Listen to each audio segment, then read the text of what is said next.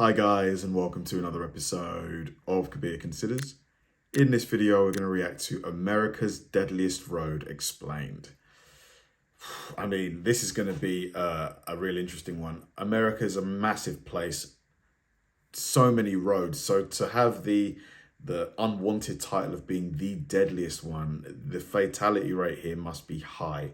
It must be high. Why hasn't it been addressed? Like, I'm guessing it's got to be quite a dangerous intersection, a crossing where drivers probably come way too fast, don't obey the lights, don't give way.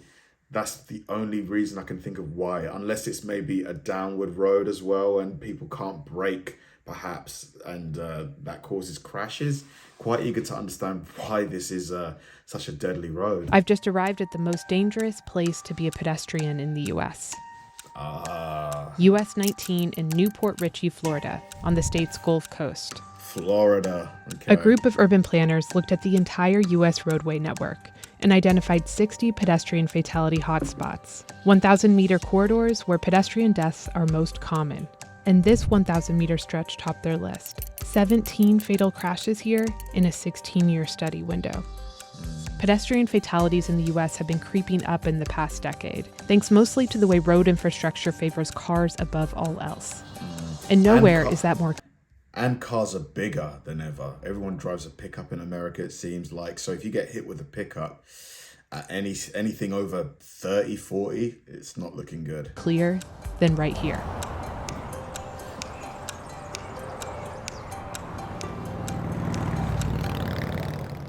US 19 runs north to south down Florida's Gulf Coast and bisects the small community of Newport Richey, cutting off its downtown from its coastal features, which means traveling east to west or vice versa requires you to cross it. It's a type of roadway that would feel familiar to Americans. Car culture is visible everywhere, from the volume of drivers to the businesses alongside it. And along US 19, drivers are moving fast. The posted speed limit on this stretch is 45 miles per hour, but driving speeds appear to be much faster than that. Traffic safety experts will tell you that speed is one of the most important factors in pedestrian safety. A street design report established that traveling up to 15 miles per hour, drivers have a wide peripheral vision. They only need 25 feet to come to a full stop, and the risk of fatality if they hit someone is 2%. Super low. Once drivers are traveling over 40 miles per hour, their peripheral view narrows.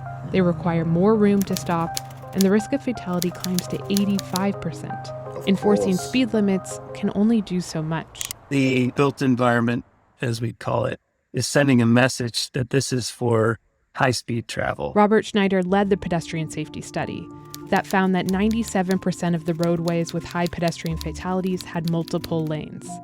At its widest, US 19 spans 8 lanes, which allows cars to pass and move faster than if they were stuck behind another car in a single lane. And the road is straight as an arrow, no curves that would nudge drivers to take it slow. The type of businesses along US 19 support a car-first, fast-driving environment. Big box stores and strip malls that sit far away from the road with large parking lots in between. Yeah. And billboards. This is it. There needs to be more high-speed rail, or just rail in general in America, because it would take pressure off the roads, it would reduce traffic, carbon emissions would go down, you'd have less crashes. There are just so many benefits to it. It would create jobs. It's displayed up high for an audience of fast drivers rather than at human scale. Arterial roads like US 19, not quite a street, but not quite a highway, were built to keep this high-speed traffic off of nearby residential neighborhoods. But this type of sprawling development grew along arterial roads, creating a dangerous mix of car-centric design with the possibility that pedestrians, cyclists, or public transit users would want to access these business centers. And it explains why arterial roads only make up 13% of U.S. roadways, but are the site of 59% of pedestrian deaths. Yeah, big correlation. Now let's relate that to US 19's pedestrian design, or lack thereof. Not everyone can or wants to drive.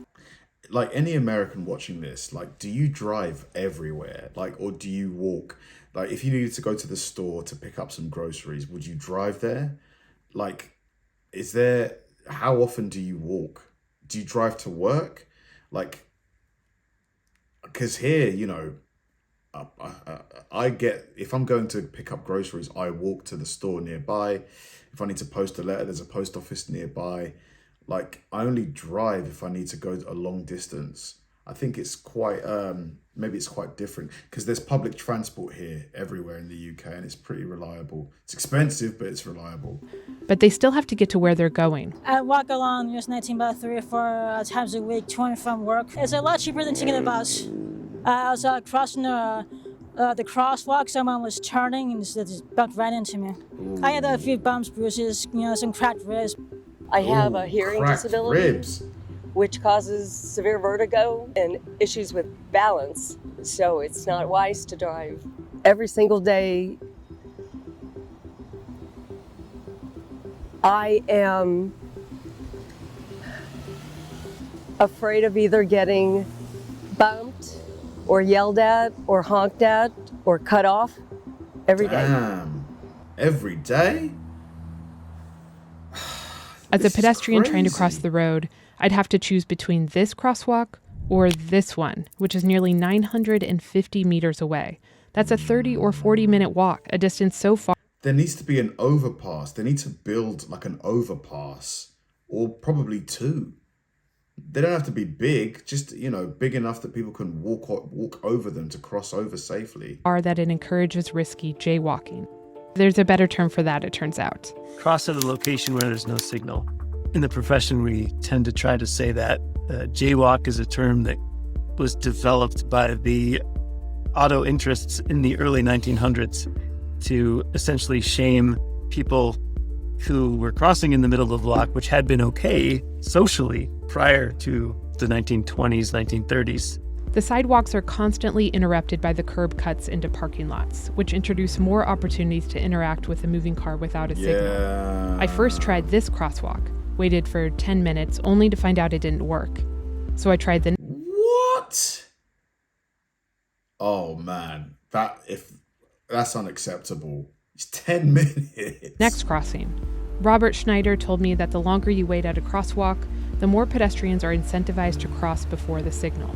Finally, once you do cross, you have to traverse the length of 8 lanes, which puts US 19 in the company of 70% of the hotspot roadways in Robert Schneider's study that force pedestrians to cross 5 or more lanes. And all of this is so much more treacherous when there is less light. Oh my God, at night, forget it. Forget it, man. Dangerous. There's a concept in urbanism called safety in numbers. The more pedestrians there are in an environment, the safer it is to be one. There aren't many pedestrians along US 19, which makes the high number of fatalities even more alarming. The lower the median household income in a neighborhood, the more common it is for pedestrian fatalities to occur there. And that's because bad street design and arterial roads like US 19 are more likely to exist in those communities. Improving pedestrian design would invite more people to walk, making it safer for people who have no other choice. Florida transportation officials are spending millions to improve this stretch of US 19, like reducing the speed limit, adding more crosswalks, adding more lights, and delaying green lights at intersections. The mayor of Newport Richey told me he favors adding pedestrian and cyclist bridges here to get people off the road in time. Exactly, it's a no-brainer. Just put a small bridge. Like, come on. Entirely.